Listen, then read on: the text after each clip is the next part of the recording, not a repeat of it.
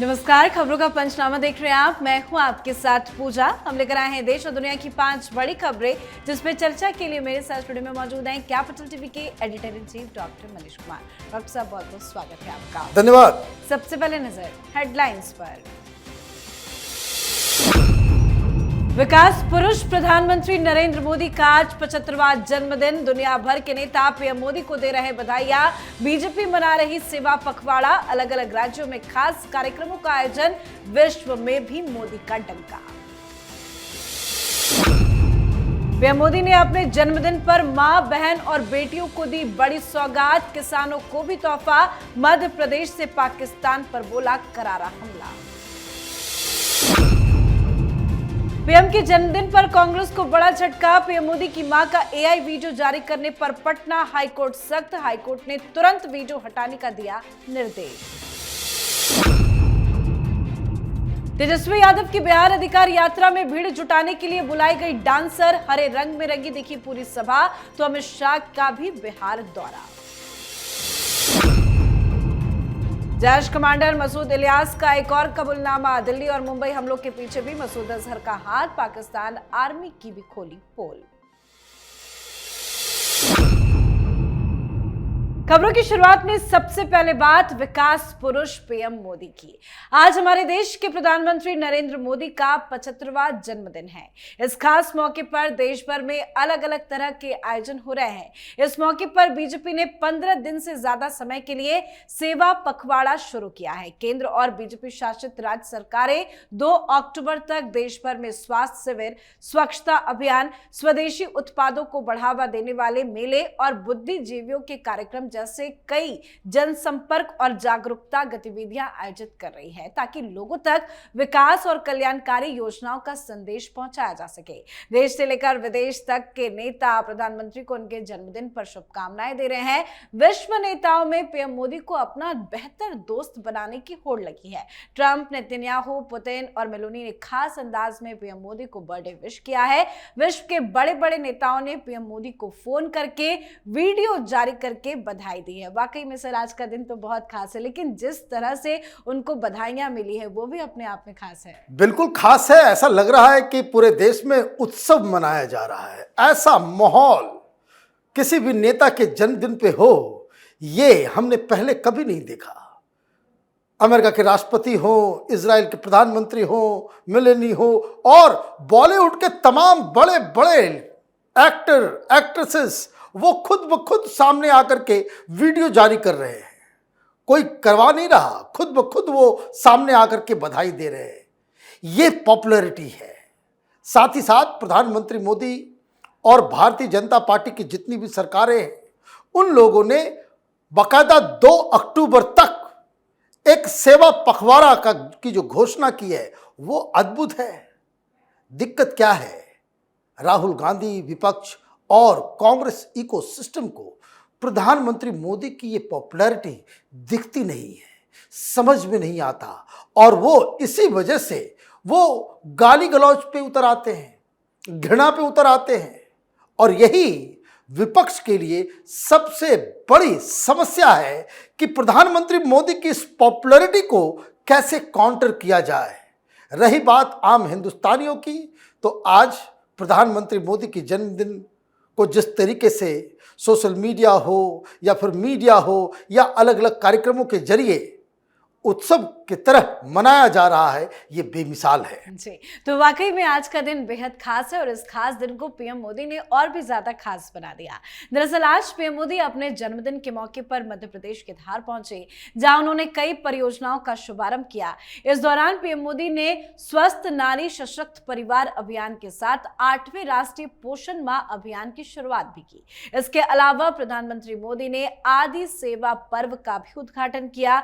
PM Modi ने धार जिले के भैंसाला गांव में भारत के पहले पीएम मित्र पार्क की भी आधारशिला रखी। साथ ही प्रधानमंत्री मोदी ने पाकिस्तान को एक बार फिर से कड़ा संदेश दिया है। उन्होंने कहा है कि ये नया भारत है, ये किसी की परमाणु धमकियों से डरता नहीं, नया भारत घर में घुसकर मारता है।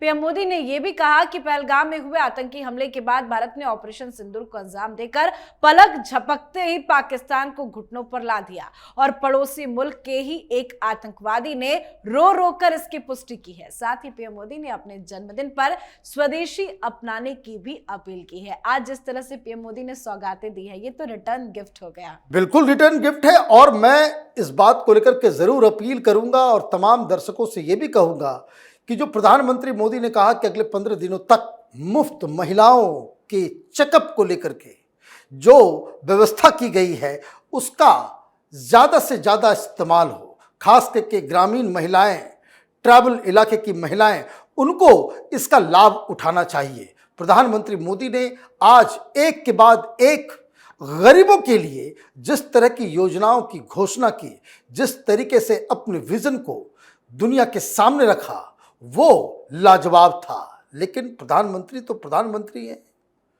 लोग सामने हो और पाकिस्तान ऑपरेशन सिंदूर की बात ना हो तो उनका भाषण जो है वो अधूरा रह जाता है। जिस हिसाब से हमने पाकिस्तान की पिटाई की और जिस हिसाब से कल पाकिस्तान के विदेश मंत्री इशाक डार ने यह कह दिया और प्रमाण दे दिया कि प्रधानमंत्री मोदी ने डोनाल्ड ट्रंप को रिबफ किया। डोनाल्ड ट्रंप मध्यस्थता करना चाहते थे लेकिन हिंदुस्तान ने शुरू से ही मना कर दिया, कहा कि यह द्विपक्षीय मामला है। तो ये जो एक माहौल क्रिएट किया जा रहा था वो माहौल प्रधानमंत्री मोदी के फेवर में आ गया। क्यों? क्योंकि विपक्ष की ओर से सारे दावे कि हमने नरेंद्र सरेंडर, याद आया आपको नरेंद्र सरेंडर का जो डायलॉग राहुल गांधी ने दिया, ये सब कुछ औंधे मुंह जा गिरा। जी, तो पीएम मोदी ने अपने जन्मदिन पर देश की जनता को बड़ी सौगात दी है, तो वहीं कांग्रेस पार्टी को बड़ा झटका लगा है। दरअसल कांग्रेस की तरफ से पीएम मोदी और उनकी मां के एआई वीडियो मामले पर आज कोर्ट में सुनवाई हुई। सुनवाई करते हुए पटना हाईकोर्ट ने सख्त रुख अपनाया। अदालत ने कांग्रेस से तत्काल रूप से वीडियो को हटाने का निर्देश दे दिया। पटना हाईकोर्ट के कार्यकारी मुख्य न्यायाधीश पीबी बांजतरी की अदालत में हुई सुनवाई के दौरान कोर्ट ने निर्देश जारी किया कि प्रधानमंत्री नरेंद्र मोदी और उनकी दिवंगत मां हीराबेन मोदी को अपमानित करने वाला वीडियो तत्काल प्रभाव से सभी सोशल मीडिया प्लेटफॉर्म से हटा दिया जाए। कांग्रेसियों की किस्मत कैसी है, आज पीएम मोदी का जन्मदिन है, आज ही झटका लग गया। देखिए, राहुल गांधी को नोटिस भेजा है हाईकोर्ट ने। राहुल गांधी को भी नोटिस भेजा गया है इस मामले में।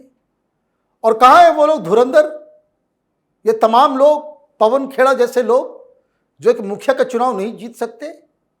एक तो गलत काम किया था, ऊपर से ये सवाल पूछ रहे थे कि इसमें गलत क्या है।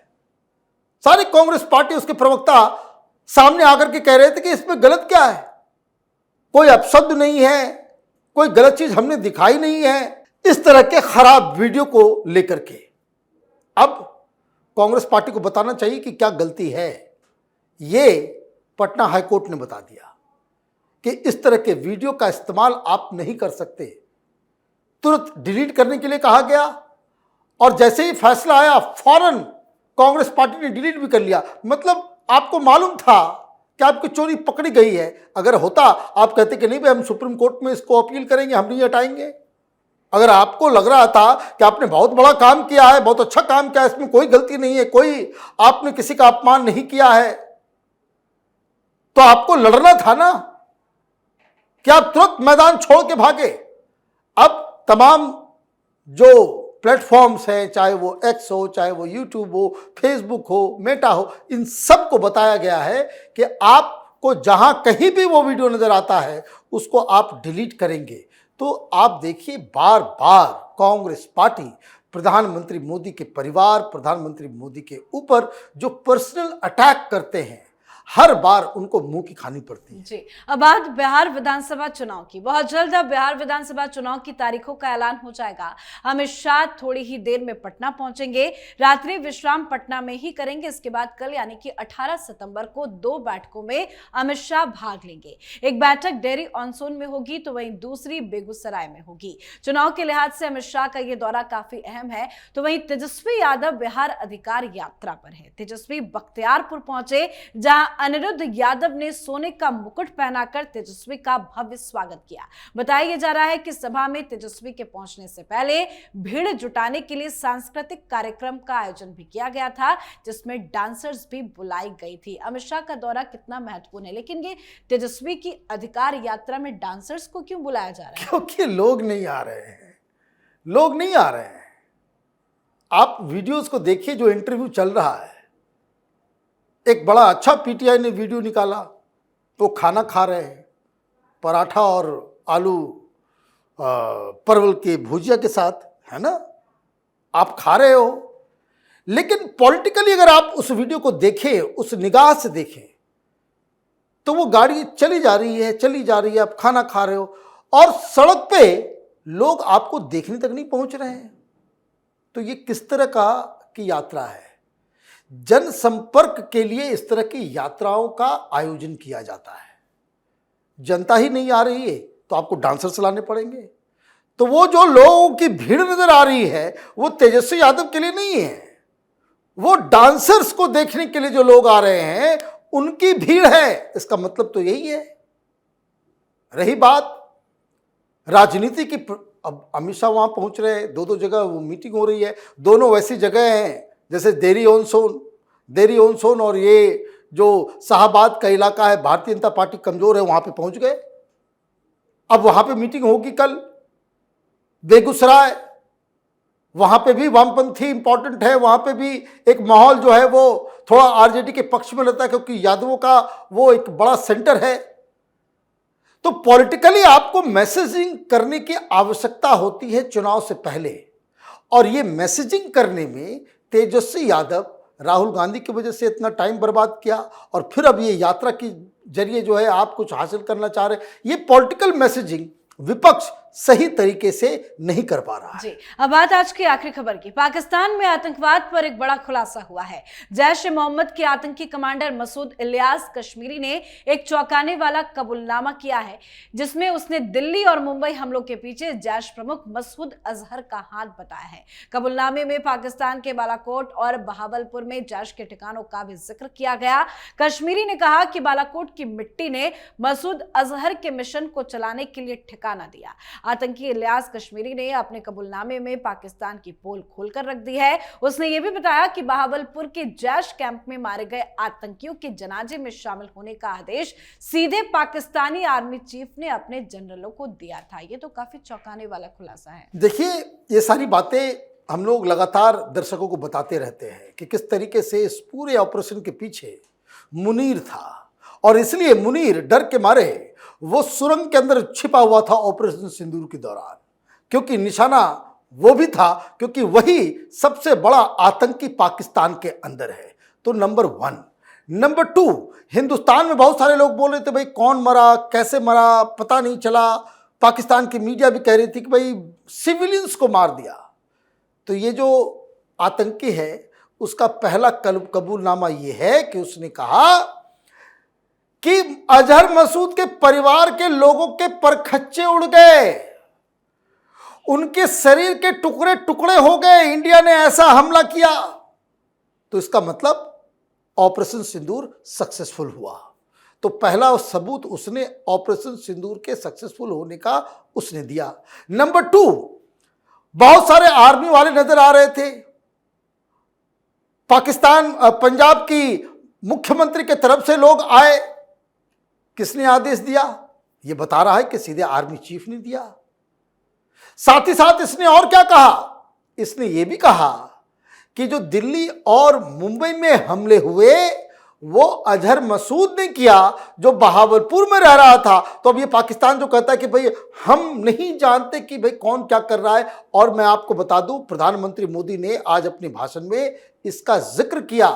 ये इसलिए बहुत नुकसानदेह पाकिस्तान के लिए साबित होगा क्योंकि अब FATF की बैठक होने वाली है। वहां इसके बयानों को सबूत के तौर पे पेश किया जाएगा, जिससे पाकिस्तान की मुसीबत और भी ज्यादा बढ़ने वाली है। जी, बहुत बहुत धन्यवाद सर बातचीत के लिए। धन्यवाद। तो खबरों का पंचनामा में आज के लिए फिलहाल इतना ही। देश विदेश की बाकी खबरों और उनके सटीक एनालिसिस के लिए देखते रहिए कैपिटल टीवी। हमें लाइक कीजिए, शेयर कीजिए और कैपिटल टीवी को सब्सक्राइब कीजिए। नमस्कार।